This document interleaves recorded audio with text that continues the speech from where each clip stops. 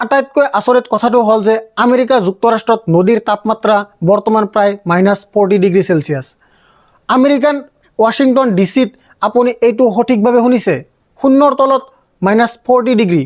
আৰু এই শীতকালত এই বিমানখন পটোমাক নদীত দুৰ্ঘটনাগ্ৰস্ত হৈছে।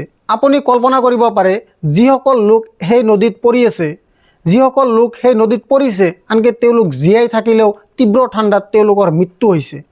এইটো নিজে এক আচৰিত ছবি আৰু মই আপোনাক জনাব বিচাৰিছোঁ যে হেলিকপ্টাৰ আৰু এই বিমানখনৰ বিষয়ে তথ্য আহি আছে।